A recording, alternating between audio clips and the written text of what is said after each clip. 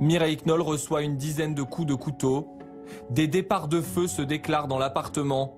Le corps de l'octogénaire sera retrouvé partiellement carbonisé.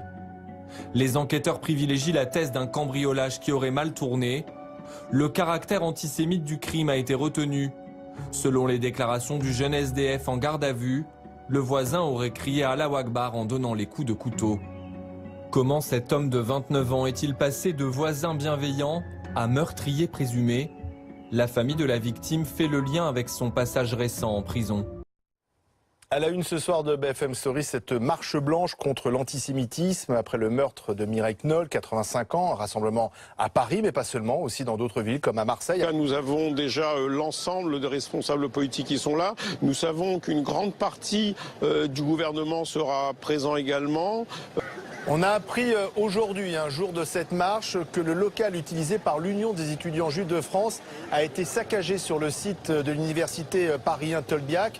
Ces murs ont été recouverts d'inscriptions à caractère antisémite. Barbara Lefebvre, bonsoir. Essayiste, professeur d'histoire-géographie. Vous avez signé une tribune ce matin dans la presse. Prise de conscience, dit le président du CRIF, un peu tardive ?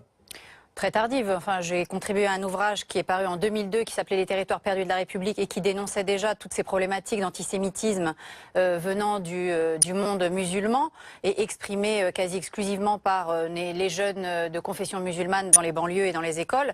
Donc si vous voulez, aujourd'hui, le CRIF a eu lui-même beaucoup de retard à l'allumage sur ces questions. Et on voit bien aujourd'hui, et c'est bien triste, la récupération politique de cet hommage qui devait être rendu dans la plus grande des simplicités à Madame Knoll. Moi, je regrette effectivement de voir tous ces politiques venir aujourd'hui marcher, alors que depuis 20 ans, nous avons été nombreux à alerter sur cette question, y compris au niveau politique, et pas forcément justement avec le CRIF, qui s'occupait plutôt d'autre chose à ce moment-là.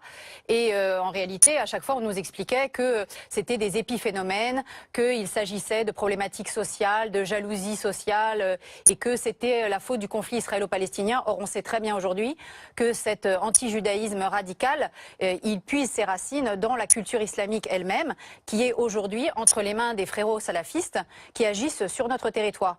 Donc aujourd'hui, ce rassemblement des politiques est le bienvenu, mais ce qui compte, ce sont des actes, parce qu'on peut toujours marcher dans la rue. On l'a vu le 11 janvier, on a rassemblé 4 millions de Français dans les rues, et derrière, quelles ont été les actions, quels ont été les résultats en termes aussi de pérennisation de cette mobilisation? Rien. Et justement, je pense que les Français ont été très déçus de cette instrumentalisation. Alors ce soir, les politiques sont là, Bruno Jeudi, on les aperçoit, gauche et droite.